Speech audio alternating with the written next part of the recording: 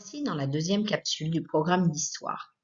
H2, l'islam, pouvoir, société et culture. Dans ce chapitre, nous nous interrogerons à la naissance de cette nouvelle religion monothéiste, ainsi qu'au développement de l'empire arabo-musulman qui en découle. Première leçon, l'islam, une nouvelle religion monothéiste.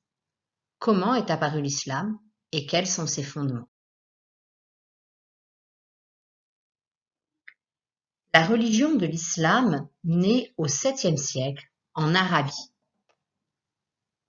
Mohamed ou Muhammad ou Mahomet affirme avoir reçu la révélation, c'est-à-dire que l'ange Gabriel lui serait apparu pour le convertir à une nouvelle religion, l'islam, et il se dit alors être le prophète du Dieu unique Allah. Il veut réunir les Arabes en une communauté de croyants, les musulmans, soumis à Allah.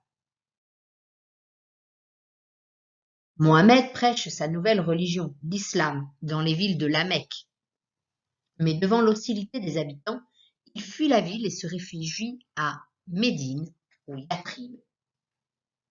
On appelle cette fuite de Mahomet l'Hégire, qui a lieu en 622. En 630, à la tête d'une armée, Mohamed s'empare de la Mecque, convertit les Arabes à l'islam et crée en Arabie le premier État musulman. Il en devient le chef religieux, politique et militaire. Dans le même temps, la religion musulmane s'organise. Le Coran regroupe les paroles d'Allah transmises à Mahomet. À sa mort en 632, la plupart des Arabes sont devenus musulmans.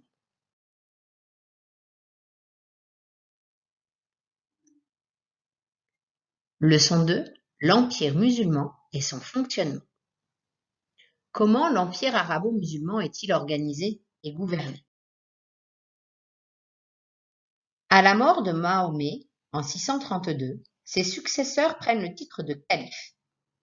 Les premiers califes qui règnent de 632 à 661, puis les Omeyyades, une dynastie qui règne de 661 à 750, conquièrent un vaste empire qui s'étend de l'Espagne jusqu'aux portes de l'Inde. Trop vaste, l'empire se morcelle, les Abbassides et les Fatimides. Les Fatimides règnent sur le califat du Caire, alors que les Abbassides règnent sur celui de Bagdad. En 1258, les Mongols venus d'Asie prennent Bagdad, capitale des Abbassides, et massacrent une grande partie de la population.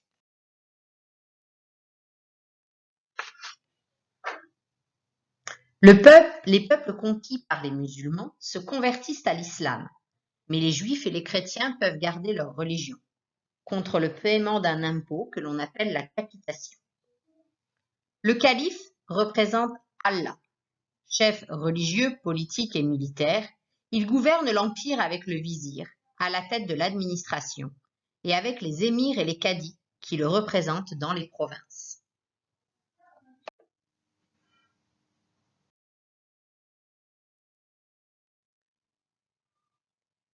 Des contacts pacifiques et guerriers. Quelles relations entretiennent les arabo-musulmans avec les autres empires? Les contacts entre les deux rives de la Méditerranée sont nombreux. La Méditerranée est sillonnée par des guerriers, des marins et des marchands. À partir du IXe siècle, les rois catholiques d'Espagne font la reconquête progressive des territoires tombés aux mains des musulmans. C'est la Reconquista.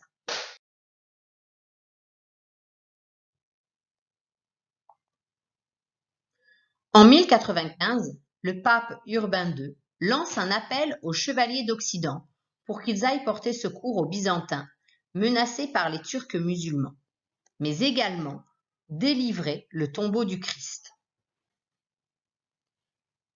Ils prennent Jérusalem en 1099 et créent les États latins d'Orient.